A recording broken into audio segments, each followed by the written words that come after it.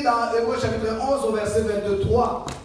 La Bible parle au fait de héros de la foi. Et au verset 23, la Bible dit, c'est par la foi que Moïse, à sa naissance, fut caché pendant 3 mois par ses parents.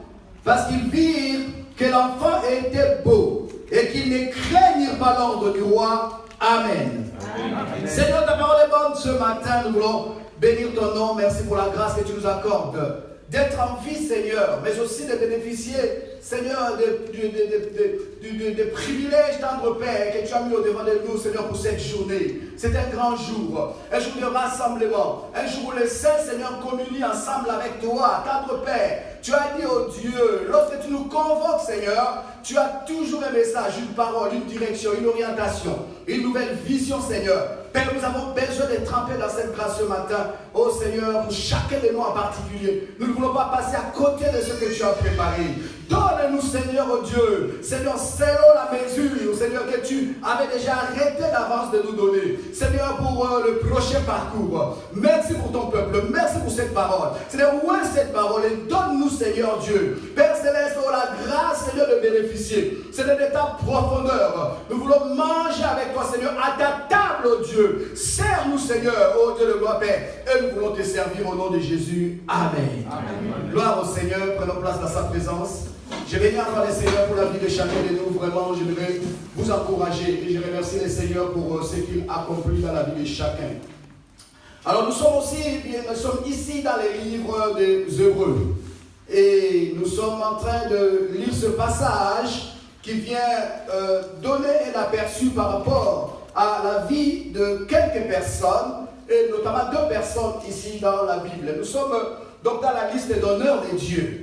Et Hébreux 11 fait un petit peu le parcours de toutes les personnes qui ont pu parcourir leur chemin avec Dieu. Des personnes qui étaient en alliance avec les seigneurs.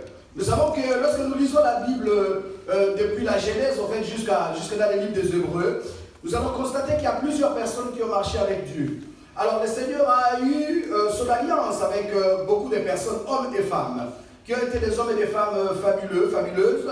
Ils ont accompli de grandes choses dans leur génération. Mais lorsque nous lisons en fait ici dans les livres des Hébreux, nous sommes en train de voir que en fait, sur cette liste, il y a quelques noms qui sont mentionnés. Parce qu'il y a eu aussi des personnes qui ont marché avec Dieu dans leur génération, mais qui sont passées tout simplement à côté de ce que Dieu avait prévu pour eux. Donc ils n'ont pas expérimenté, ils n'ont pas vécu, ils n'ont pas bénéficié de tout ce que Dieu avait investi en eux.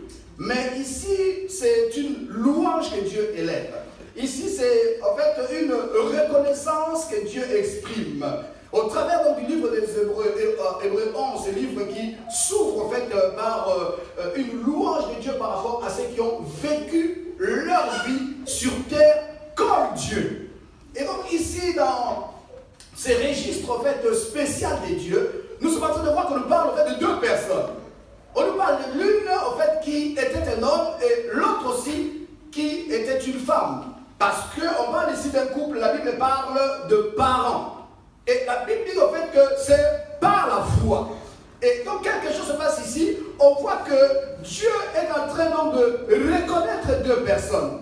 La Bible c'est par la foi que Moïse, c'est-à-dire qu'on nous parle ici de quelqu'un qui était un enfant. Alors on nous présente comme une personne qui va marquer le cœur de Dieu, qui va aussi marquer sa génération.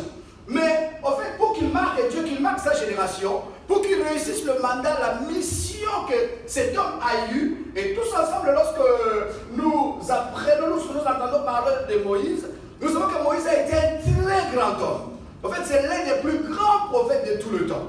Et même ceux qui ne prient pas, en fait, se souviennent et se rappellent de Moïse. Parce qu'il y a eu des exploits extraordinaires que Dieu a fait au travers de cet homme. À partir même de l'Égypte, où Dieu l'a utilisé comme lui, comme Dieu. Et cet homme a été capable, en fait, au travers du bâton, de la paire que Dieu lui avait donnée, et de l'investissement de Dieu en lui, était capable de séparer la mer Rouge en 2. L'océan a été séparé en 2 par rapport à l'ordre qu'une personne avait donné. Et donc Moïse, dans son cas, a été vraiment Dieu sur terre. C'était en fait un libérateur puissant. C'était un homme qui était investi de l'autorité, qui était investi de la puissance de Dieu. Au point où, à son époque, en fait, la Bible dit même que son visage, lorsqu'il a eu la présence de Dieu, son visage brillait. Donc son visage était devenu le visage de Dieu. Il ressemblait tellement à Dieu. Il était tellement proche de Dieu qu'il pouvait aller passer 40 nuits, 40 jours sur la montagne, rechercher la face de Dieu et il parlait avec Dieu. Et donc c'est lui qui a reçu la loi, c'est lui qui a reçu les préceptes, les prescriptions que Dieu lui avait données pour réglementer la vie des Israélites.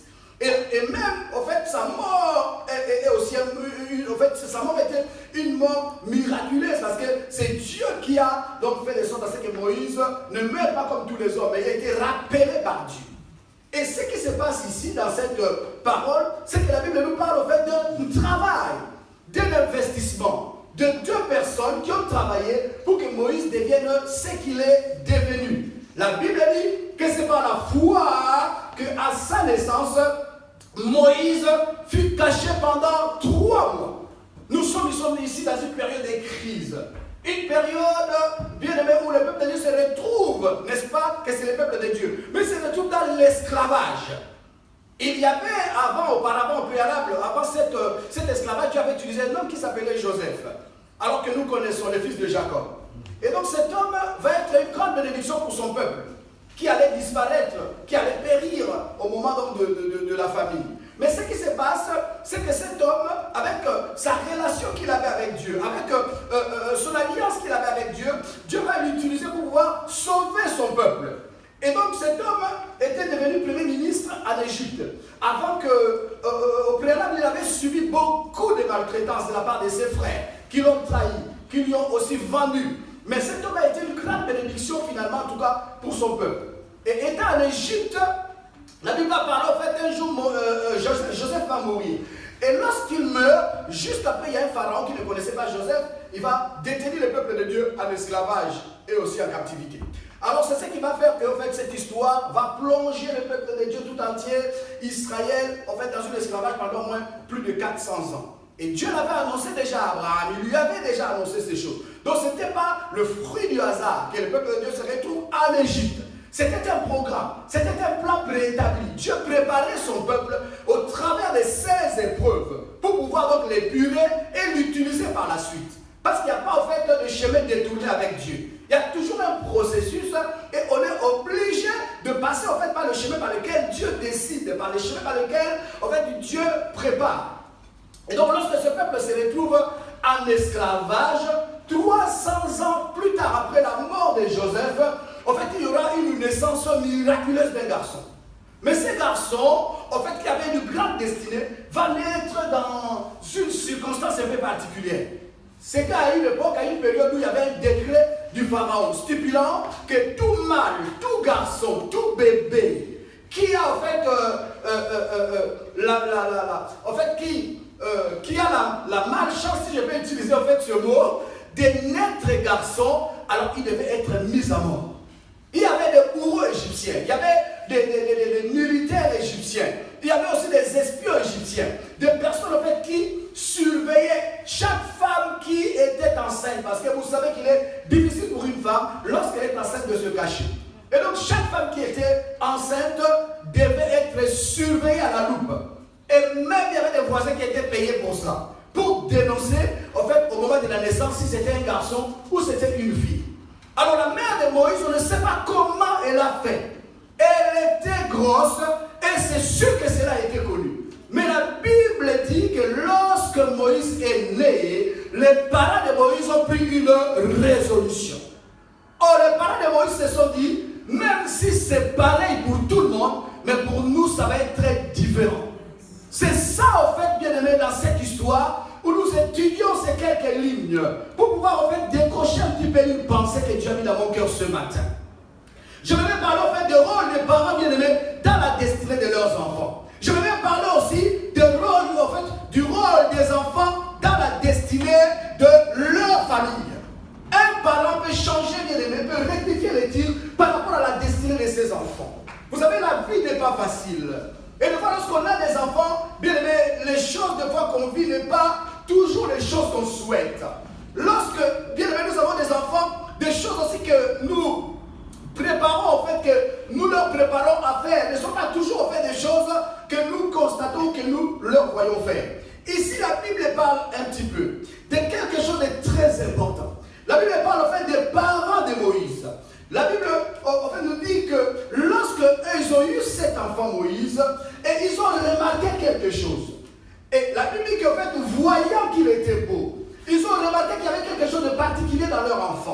C'est ta façon de voir aussi qui va déterminer, bien aimé, l'avenir de tes enfants. Chaque parent porte cette responsabilité. C'est une responsabilité qui est lourde. Et nous savons que aussi, même lorsque tu es jeune et que tu n'as pas encore d'enfants, mais tu es appelé à être parent un jour, à devenir parent et avoir des enfants. Donc ici, c'est important, bien aimé, pour chacun de nous ce matin, de pouvoir comprendre que nous avons tous reçu un mandat et une mission. Être parent est une mission. Être un enfant aussi, un jeune ou un fils, une fille, bien aimé, dans une famille, dans une maison, c'est aussi une mission. Chacun de nous a reçu un mandat. Et en fait, chaque mandat se manifeste aussi par rapport à l'étape, bien aimé, que nous atteignons. Lorsque nous étions enfants, alléluia, nous avions une mission. Et lorsque si tu deviens grand, tu deviens parent, tu as aussi une mission. Parce que chaque étape de l'homme sur la terre est une mission. Alors la Bible va souligner, bien aimé, la bravoure, le courage, la détermination de ces deux parents. La Bible parle en fait des parents de Moïse. Mais qui sont-ils? Qui sont les parents de Moïse? Alors j'aime le Seigneur parce qu'il y a toujours un renseignement quelque part. Parce que là, on nous parle de deux personnes qui étaient jusque-là, peut-être inconnues. Alléluia. Lorsqu'on ouvre les livres des Hébreux. Mais en arrivant au verset 23, on nous dit que c'est par la foi que Moïse, à sa naissance, il fut caché. C'était très dur de cacher. C'était très dur de dissimuler. C'était très dur de contourner la loi du Pharaon qui était, bien aimé, le tout-puissant, en fait, le tout-puissant de la terre à l'époque. Mais quelque chose se passe.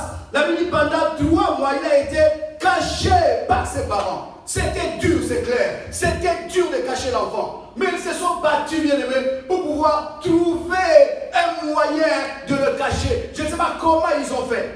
Parce que les esclaves étaient appelés à aller travailler. Alors je ne sais pas, lorsque le père et la mère de Moïse étaient convoqués pour aller travailler, comment faisaient-ils pour cacher un bébé? Est-ce qu'on peut cacher un bébé parce que le voisin des alentours, bien aimé, entend aussi les cris lorsque les bébés pleurent? Alléluia.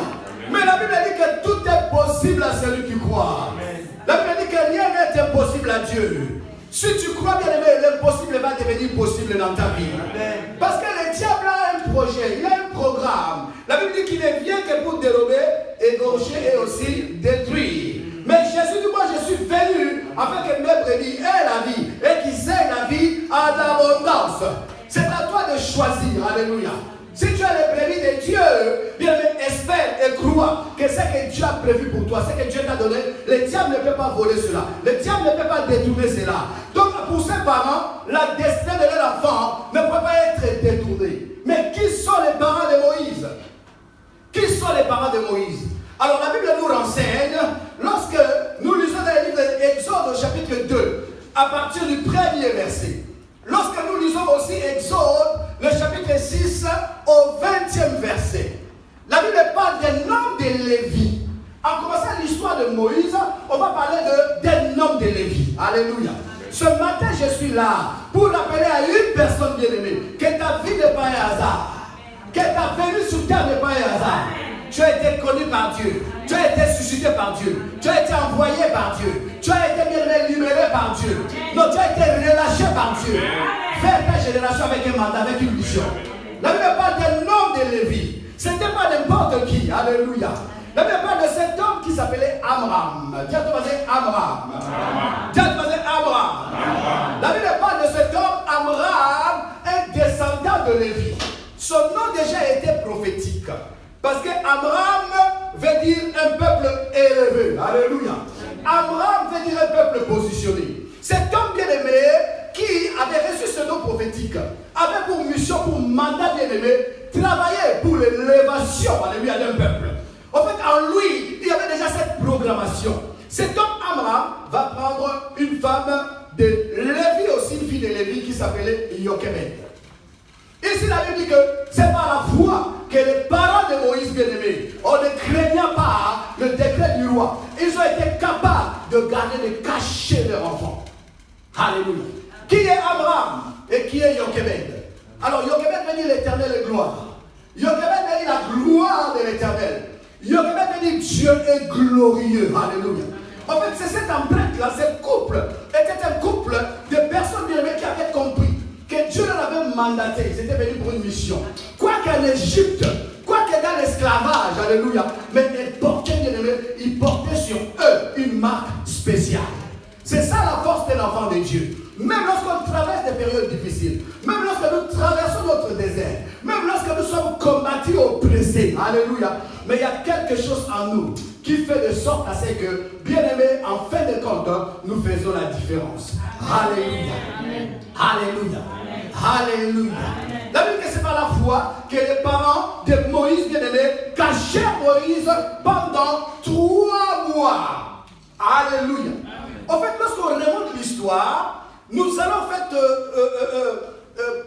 comment ça s'appelle, lorsque nous remontons l'histoire, et que nous allons voir un petit peu d'où vient Lévi. Alors, Lévi est le fils de Jacob. Alors, la Bible parle en fait dans Genèse chapitre 49. Si nous lisons Genèse 49, j'aimerais qu'on y aille un petit peu. Alléluia. Et nous allons voir quelque chose. Vous remarquerez, bien aimé, que Jacob, lorsqu'il a eu ses enfants, la Bible dit que le premier s'appelait Ruben, le deuxième s'appelait Siméon, le troisième s'appelait Lévi et le quatrième s'appelait Judas. Donc Lévi était le troisième fils de Jacob. Cette histoire m'a toujours intrigué et j'ai tellement aimé et j'ai été passionné de cette histoire. Alléluia. Regardez lorsque la Bible parle en fait dans Genèse 49 des bénédictions prophétiques de Jacob. Jacob était un père, il était un patriarche. Il portait en lui un pouvoir. C'est-à-dire que lorsque Jacob bénissait, tu étais béni. Lorsque Jacob maudissait, tu pouvais aussi être maudit. Pourquoi? Parce qu'il était un homme de Dieu dans sa génération. Jacob était en alliance avec Dieu. Et lorsqu'il a eu ses 12 fils, la Bible parle au temps de sa mort en Égypte, il va appeler tous ses fils. La Bible ouvre cette parole en disant, Jacob appela ses fils et il dit, assemblez-vous et je vous annoncerai ce qui vous arrivera dans la suite du temps. Rassemblez-vous et écoutez, fils de Jacob, écoutez Israël, votre père. Alors ici, Jacob commence à prononcer, à proclamer des bénédictions prophétiques, mais aussi des malédictions prophétiques. Les choses que Jacob a dit à ses enfants se sont accomplies, bien-aimés, alléluia, pour chacun d'eux. On va voir ici lorsqu'il cite son premier-né, celui qui était le premier fils de Jacob, que Léa lui avait enfanté, il s'appelait Ruben. La Bible dit quoi? Jacob parle à ses enfants, il commence par le premier, dit Ruben, toi mon premier-né, ma force est les prémices de ma vigueur, supérieur en dignité et supérieur en puissance, impétueux comme les eaux. Mais tu n'auras pas la prééminence quand tu es monté sur le lit de ton père et tu as souillé ma couche en y montant. En fait, le premier-né, qui s'appelait Ruben, qui était censé être l'héritier de Jacob, bien il avait commis une faute très grave. Étant dans la maison de son père, cet homme, ce gaillard, cet aîné, cet héritier, parce que c'est lui qui devait succéder à son père, il a commis une erreur monumentale. Les erreurs dans la vie bien aimée peuvent être fatales. C'est pour cela qu'on doit faire attention. On doit vivre une vie saine, une vie droite, une vie d'honnêteté, une vie de sainteté, une vie de vérité. Bien aimé, à chaque fois que nous faisons des choses qui ne sont pas bonnes, nous nous pénalisons nous-mêmes. Les erreurs, bien aimé, graves, des fois ne peuvent pas être rattrapées. Pendant que tu vis, chaque jour tu dois faire de sorte à ce que, bien aimé, l'honnêteté, la droiture, l'équité, bien aimé, soit le principe de ta vie. Si tu veux que Dieu soit avec toi, parce que la Bible dit que l'Éternel marche dans la sainteté, le Seigneur court dans la droiture, dans la sainteté. La Bible dit même que la droiture et l'équité sont la base de son trône. L'Éternel règne là où il y a la droiture, l'Éternel règne là où il y a l'équité, l'Éternel règne là où il y a la vérité, là où il y a la lumière, et non pas là où il y a les ténèbres.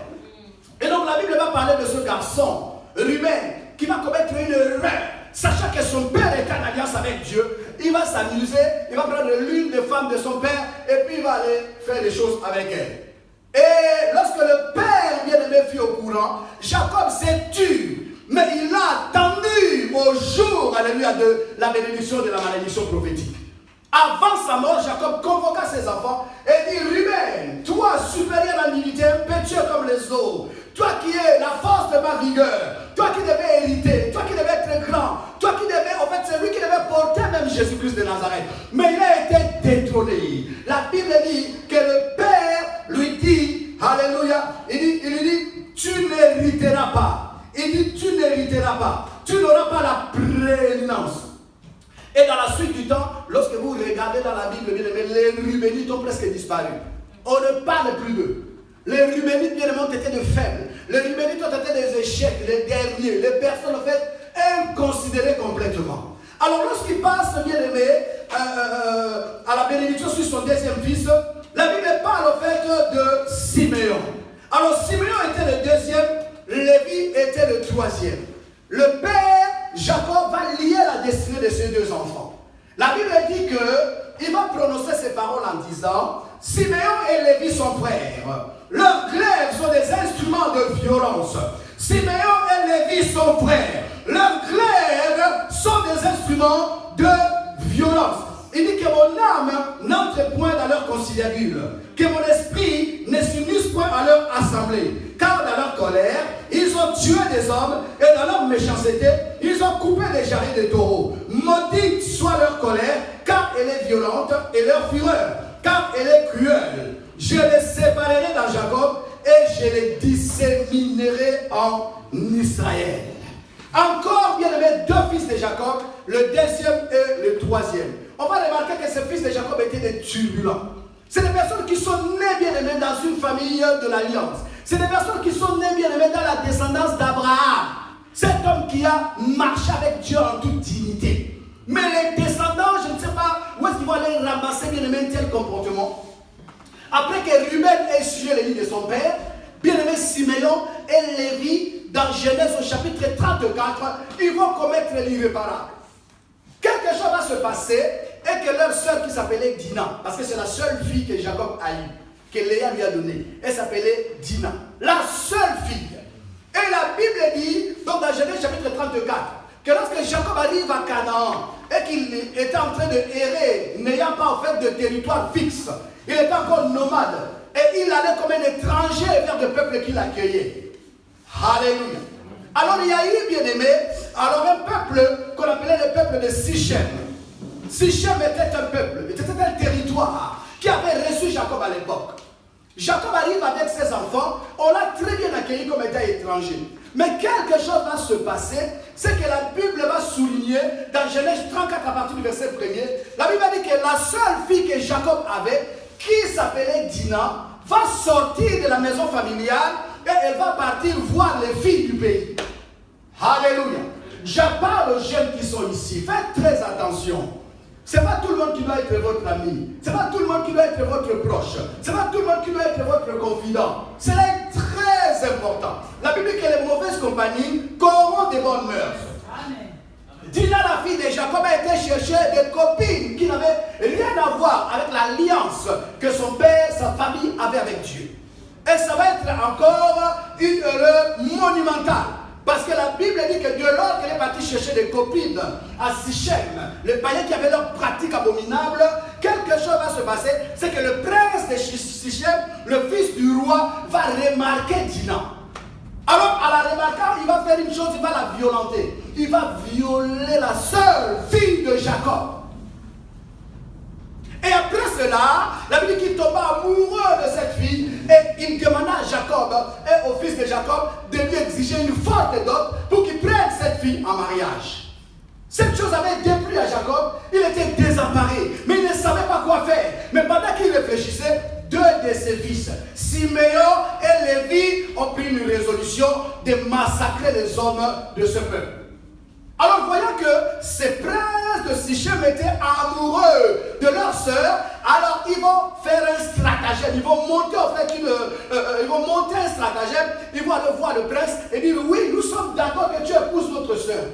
Mais parce que nous, les dieux que nous prions, notre Dieu nous exige de pouvoir être circoncis et donc il faut que tous les hommes de votre pays puissent se circoncire et aussi vous-même. Alors cette parole en fait n'a pas heurté la sensibilité de cet homme qui aimait tellement Dina et donc il a ordonné à ce que tout son peuple soit circoncis.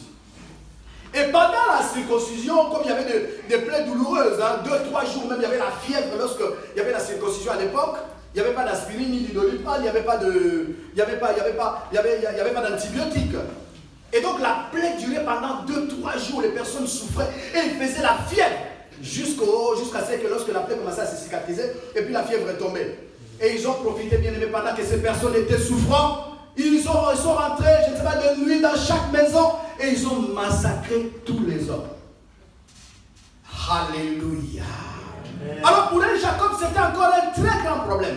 Parce que Jacob a passé toujours une vie de fouillard. A passé toujours une vie plutôt de comment ça s'appelle il a passé une vie bien aimée où il était à chaque fois poursuivi, il était devenu fugitif. Alors une fois de plus, Jacob était obligé encore de s'enfuir. Parce que l'affaire bien aimée allait être entendue des peuples des alentours. Et donc Jacob et ses fils allaient être massacrés. Après avoir fui la maison de son père. Alléluia. Alléluia. Avec la colère d'Ésaü. Après avoir fui la maison de Laban. Bien aimé, Jacob va fuir encore le pays de Sichem, là où il était venu s'établir. Et tout cela aussi, Jacob garda cela où ça dans son cœur. Alléluia. C'est pour cela que les jours de la bénédiction, les jours de la malédiction prophétique, Jacob va détrôner lui-même, il va détrôner aussi Siméon et Lévi. Il dit, ils sont frères, c'est des gens colériques, c'est des gens remplis de méchanceté. Ils sont mal agis. Il ne fallait pas répondre, alléluia, alléluia. Il ne fallait pas rendre le mal, bien aimé, alléluia, pour les mal reçus. Alléluia. Et donc Jacob va se mettre en colère, il va aussi renverser, bien aimé, la bénédiction qu'il voulait donner à ses fils, à ses deux fils, et donc il les a maudits. Et regardez ici, il va lier la destinée des deux enfants, la destinée des deux tribus, la destinée des deux descendants. Il dit Siméon et Lévi sont frères. Alléluia. Et c'est par là qu'au fait, nous voyons que Siméon, bien aimé, ne pouvait pas faire partie de ceux qui allaient gérer l'héritage de Dieu. Les Siméonites étaient privés, bien aimés, n'est-ce pas? Parce que la Bible dit si je les disséminerai, je les disperserai. Alléluia. Siméon et Lévi. Effectivement, les Siméonites ont été, bien aimés, décimés. C'est-à-dire qu'ils ont disparu même en Israël. À un moment donné, on ne parlait même plus des Siméonites. Alléluia. Quand on parlait des Siméonites, c'était Amal. Et Nombre, dans le premier chapitre, on va voir que Nombre qui raconte l'histoire des déplacements d'Israël dans le désert, on va voir que les Siméonites étaient un grand nombre. Mais lorsqu'on arrive à la fin du livre de Nombre, les Siméonites ont disparu complètement. Ils sont restés simplement très peu. Tous les fléaux, en fait, tous les fléaux qui s'abattaient sur Israël, tous les châtiments que Dieu infligeait sur Israël, bien aimé, faisaient que les Siméonites étaient toujours majoritaires à tomber. Alléluia. Alléluia. Les Siméonites ont été décimés complètement dans le désert. Donc cette malédiction prophétique du père Jacob les a poursuivis. Alléluia. Mais ce qui se passe ici, la Bible nous montre clairement qu'il y a eu un travail bien aimé que deux personnes vont effectuer. Abraham et Jochebed. Alléluia. Ils vont changer, transformer la destinée de leurs enfants.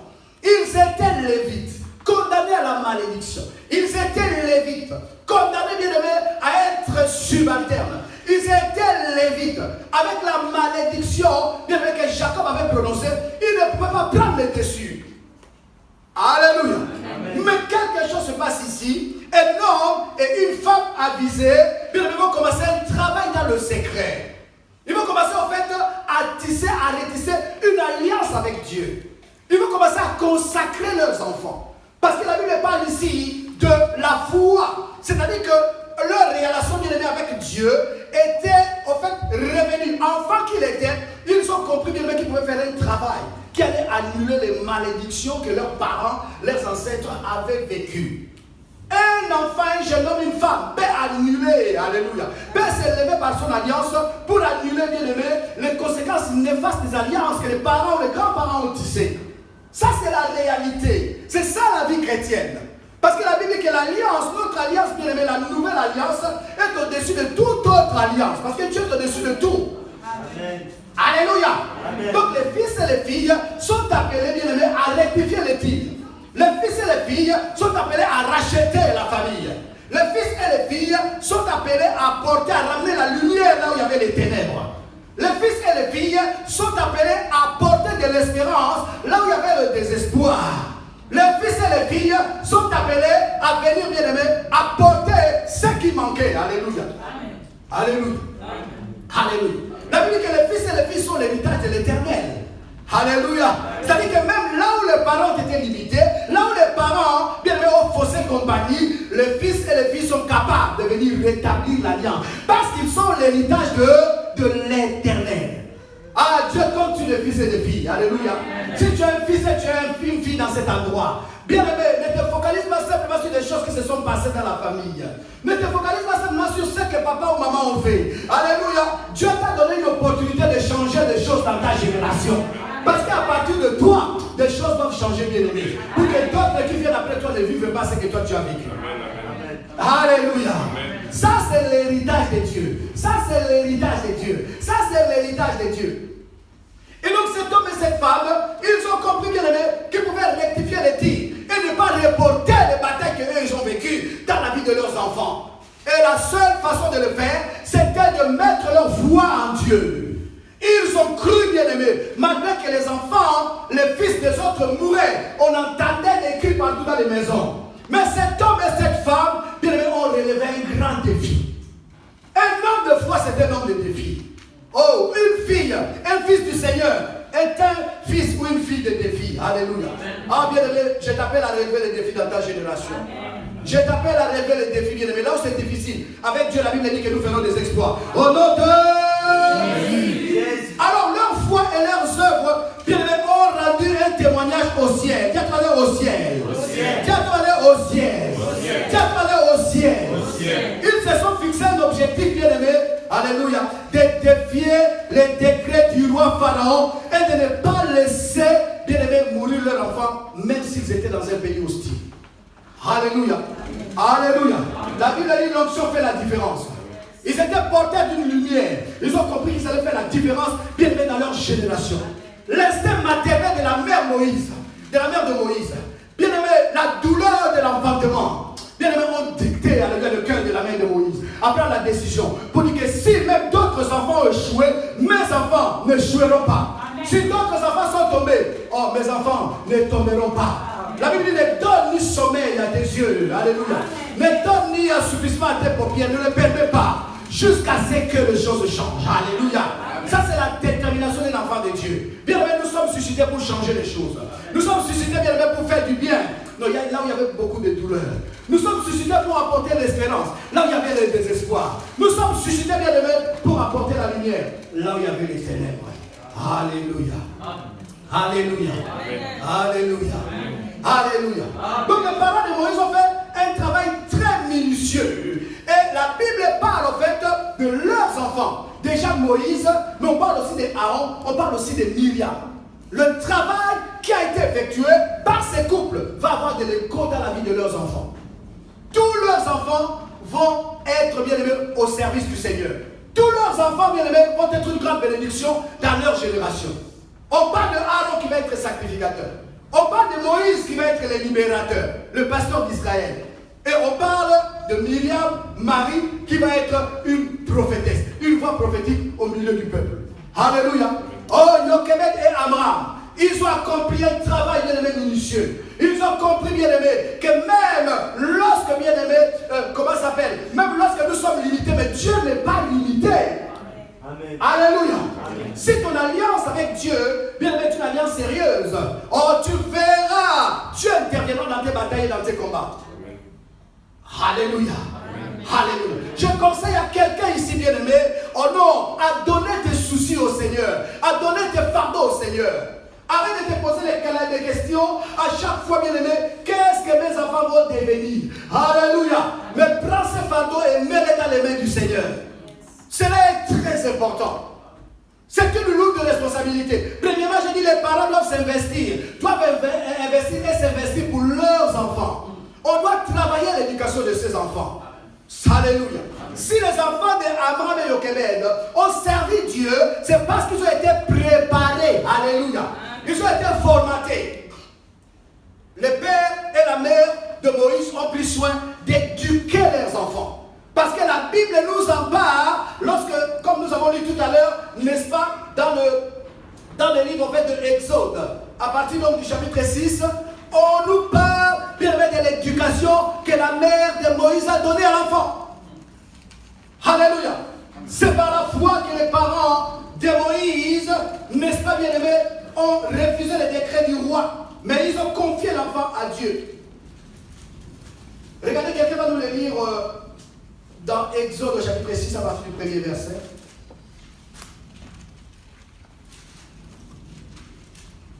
Exode chapitre 2, premier verset, et Exode chapitre 6, verset 20.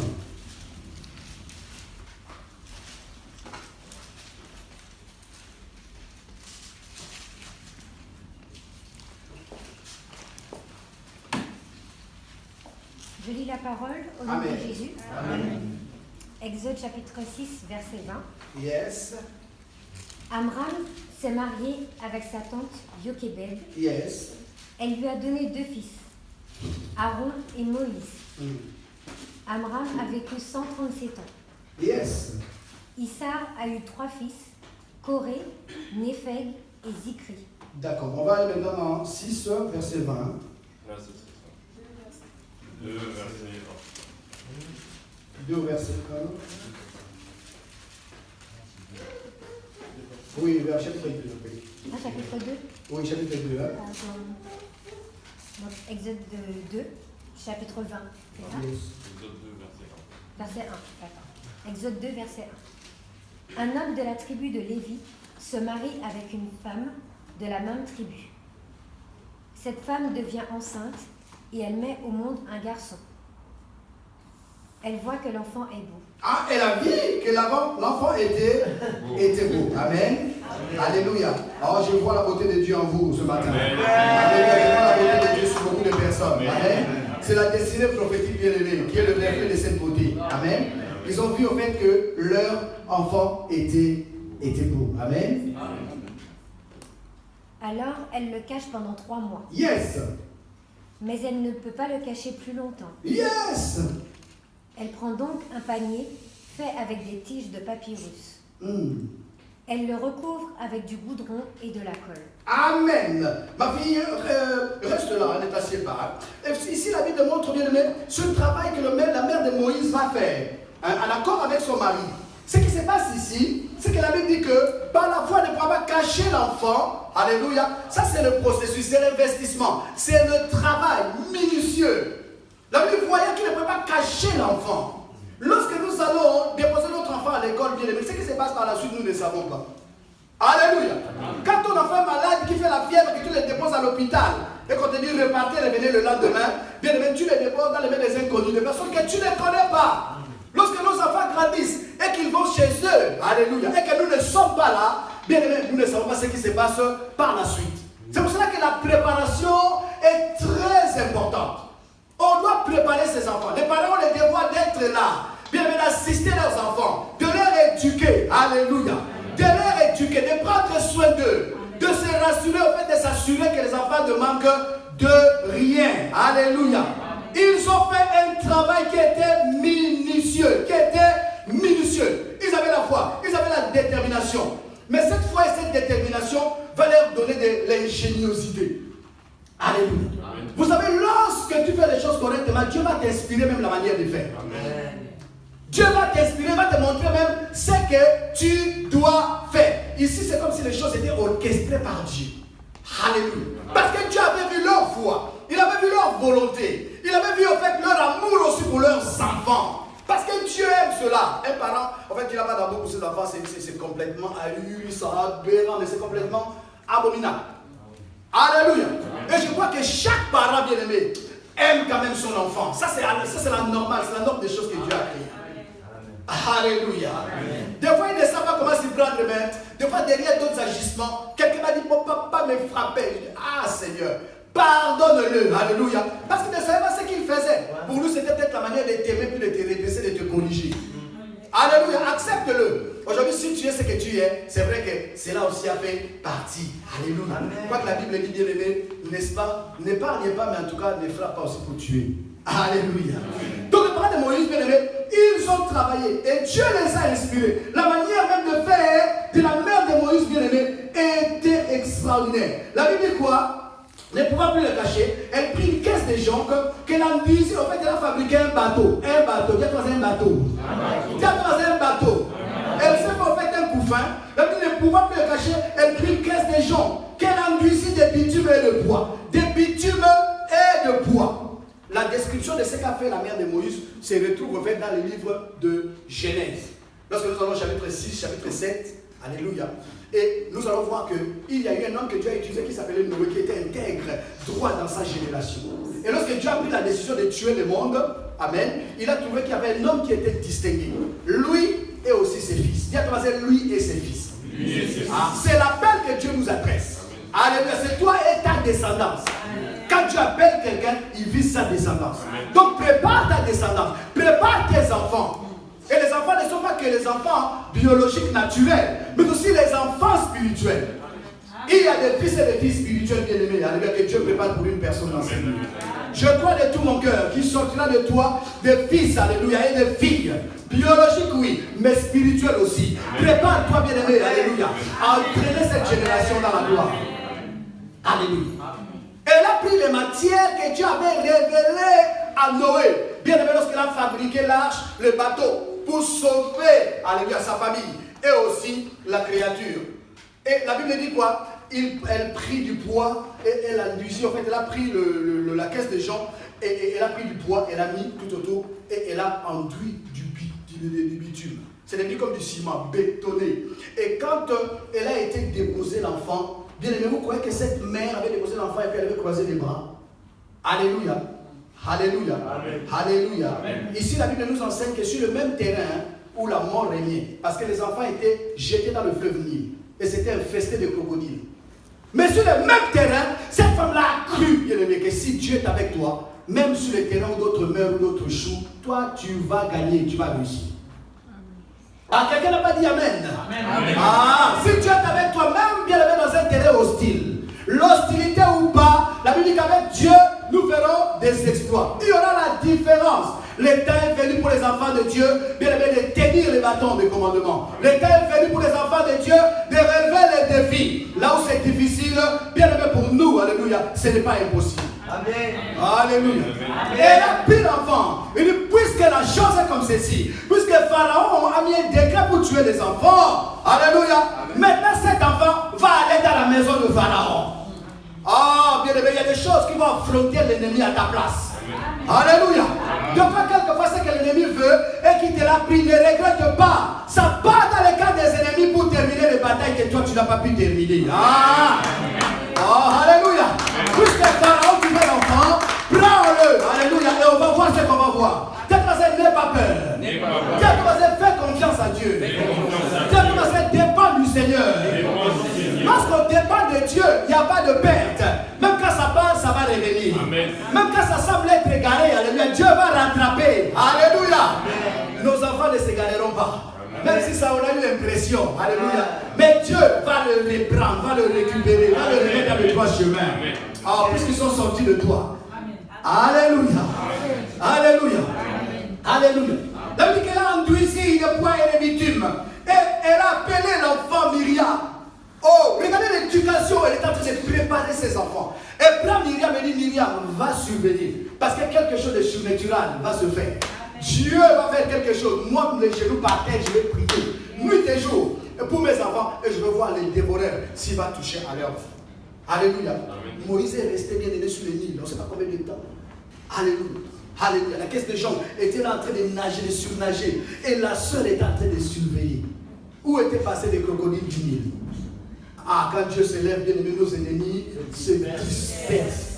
Nos ennemis se dispersent. Confiez la destinée de vos enfants à Dieu. Confiez votre destinée à Dieu. Confiez vos parents à Dieu. Confiez vos familles à Dieu. Alléluia.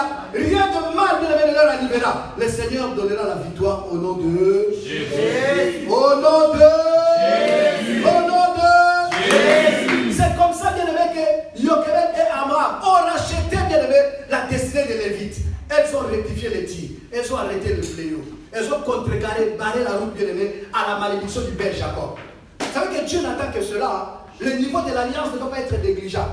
Il faut un niveau d'alliance qui soit élevé, à un niveau très haut. Il faut que si tu bâtisses un hôtel, tu vas crier, bien aimé, plus fort que les hôtels qui ont été bâtis antérieurement, avant toi. Alléluia. C'est ce qu'eux, ils ont fait. C'est ce qu'elle, alléluia, elle a fait et c'est ce qu'il a fait. Amram et Jochebed. Ma fille poursuit. Puis elle met le bébé dedans. Ah, elle a mis le bébé dedans.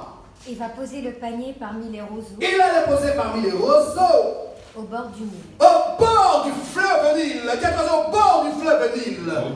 Ah, il y a quelque chose de surnaturel qui se passe ici. La mère prend l'enfant et dit au bord. Vous savez, il y a des choses qui commencent bien aimées. Alléluia, comme de faibles commencements. Mais ne t'inquiète pas. Parce que l'enfant était appelé à progresser. Alléluia.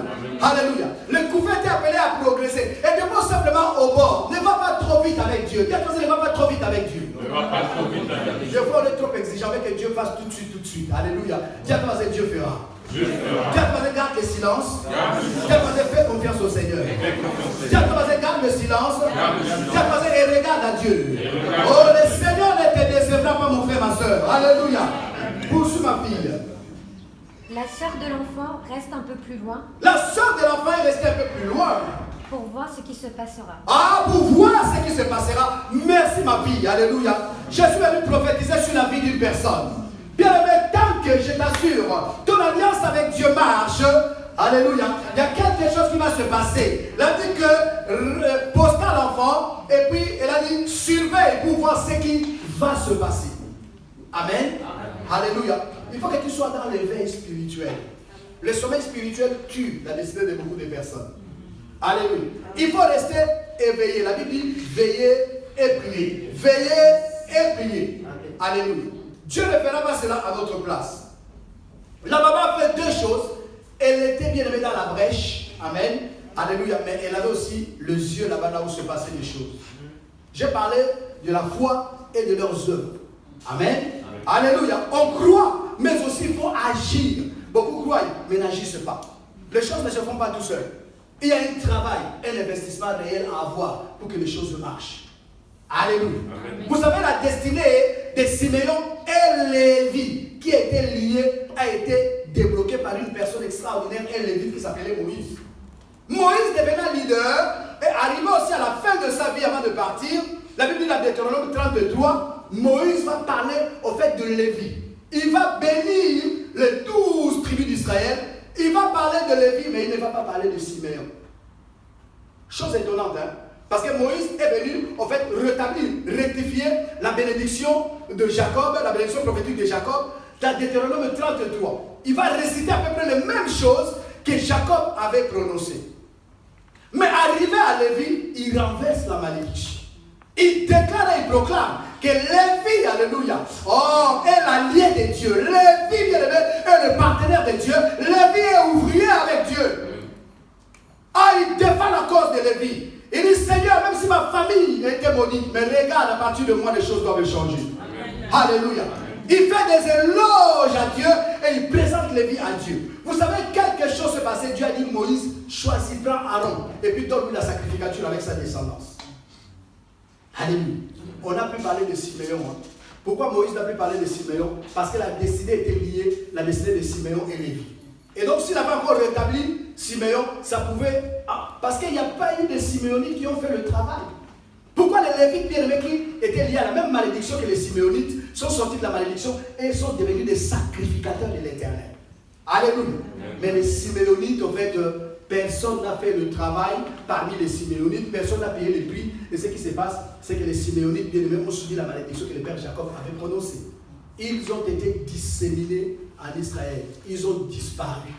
Parce que personne ne s'est levé pour payer les prix. C'est ce qui se passe. Si personne ne se lève dans une famille pour payer les prix, bien aimé, du sacrifice, de la consécration, alléluia, oh, bien aimé, de l'abandon à Dieu, oh, d'un travail spirituel, alléluia. Si quelqu'un ne se lève pas pour s'investir, bien aimé, les choses qu'on subit, hein, d'autres dans le passé, dans la famille, dans les grands-mères, dans les grands-pères, vont encore se répercuter dans la vie des enfants.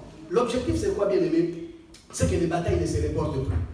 Et j'ai pris le Seigneur qu'à partir de toi, alléluia, à partir de toi, les choses changent. C'est-à-dire que ceux qui vont venir après toi ne subissent pas ce que toi tu as subi. Amen. Ceux qui vont venir après toi, bien aimé, vivent véritablement la grâce, la destinée prophétique pour laquelle Dieu nous avait envoyés dans le monde.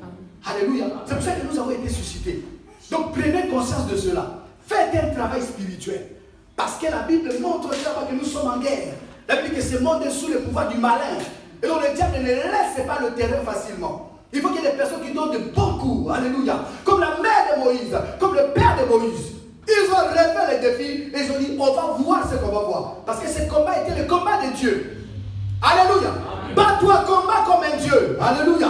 Bats-toi pour ta postérité, combat pour tes enfants. Paye les prix. Tu ne peux pas être partout, bien aimé, là où les personnes, là où tout le monde est. Alléluia. Si tu veux que ta descendance, bien aimé, soit bénie. Amen. Tu ne peux pas être une mère négligente, faisant n'importe quoi. Alléluia. Parlant n'importe comment. Alléluia. Si tu veux que tes enfants bien-aimés soient des enfants droits, dignes et consacrés à Dieu. Alléluia. Amen. Tu ne peux pas. Amen. Dieu te bat-toi comme un Dieu. Dieu te bat-toi comme un Dieu. Les parents de Moïse se sont bâtis comme des dieux. Alléluia. Et l'enfant qu'elle avait donné, regardez, l'enfant qu'elle avait relâché, elle a relâché la destinée de l'enfant à Dieu. La meilleure manière, bien aimé, de réussir, c'est de confier vos enfants à Dieu. C'est de confier vos familles à Dieu. Alléluia. Et cela a du prix. Il faut un prix à payer. Il y a trois un prix à payer. L'enfant qu'elle avait donné à Dieu, Dieu lui a béni cet enfant. Parce qu'il y a un miracle qui s'est passé. Dieu a envoyé la fille même de Pharaon qui tuait les garçons, bien aimé, qui va apprécier les garçons et qui va prendre le garçon en charge. Et la fille, ça ne s'arrête pas là. La fille va voir la soeur de Moïse et elle va dire, oh, petite fille, trouve-moi quelqu'un, une femme des Hébreux, pour s'occuper de cet enfant. Et bien aimé, la femme qui va s'occuper de cet enfant va être qui? Va être elle-même la mère de Moïse. Quel miracle extraordinaire que Dieu fait. Il y a beaucoup de personnes qui n'aiment pas donner. Alléluia. Leur vie, donne ton cœur, donne ta vie à Dieu. Dieu va te le donner d'une manière meilleure, merveilleuse. Alléluia. Donne, bien aimé. Quand Dieu te dit donne, ne retiens pas. Donne ton cœur, donne ta vie, donne tes pensées. Donne, bien aimé, ce que tu peux donner à Dieu. Donne. Alléluia. Fais-le. Tu ne le regretteras pas. Ce que nous donnons à Dieu, Dieu fait la mairie, le travail et nous les rend plus meilleurs. Amen. Amen. La dame avait donné un bébé. Alléluia, un garçon. À Dieu, n'est-ce pas? Elle a retrouvé un libérateur. Elle a retrouvé quelqu'un qui est devenu le leader de son peuple. Amen. Il est devenu le grand Moïse. C'est pour ça que la Bible dit que c'est par la foi. Amen. Tout est, bien aimé, la foi. Tout doit se passer sur ce terrain. Parce que la Bible dit mon juste vivra par la foi. Alléluia. Pas d'incrédulité, pas de soucis, pas les inquiétudes. On ne mentionne pas ici, bien aimé, les inquiétudes. Mais la Bible dit que c'est par la foi qu'ils ont fait cela. Amen. L'inquiétude ne paye pas. Le doute ne paye pas. La crainte ne paye pas. Parce que c'est des éléments avec lesquels le diable travaille. Alléluia. Amen. Mais si tu as la foi, tu vas faire la différence. Amen. Tout ce que tu fais, fais-le par la foi. Parce que la foi croit, bien aimé, alléluia, que même si je relâche, je vais les trouver. Amen. D'une manière merveilleuse. Donc, confie ta famille au Seigneur. Et je termine par dire ce que j'ai déjà dit tout à l'heure. Bats-toi comme un Dieu. Amen. Nous sommes dans le combat des dieux. La Bible dit, j'avais dit, vous êtes des dieux. Amen. Il dit, j'avais dit, vous êtes des dieux. Vous êtes tous les fils et les filles du Très-Haut. Amen. Du Très-Haut. Du Très-Haut. N'oubliez jamais que même dans vos combats, alléluia, le Seigneur vient me voir. Même dans vos batailles, dans vos épreuves, le Seigneur est au contrôle. Dieu est au contrôle. Dieu est au contrôle. À partir d'aujourd'hui. Ah, bats-toi. Dieu à partir d'aujourd'hui. Change ta manière de voir. Change ta vision. Dieu change ta perception. Commence à voir la fin de l'histoire. Alléluia. La Bible est la fin d'une chose que son commencement. Peu importe la manière dont ça a commencé.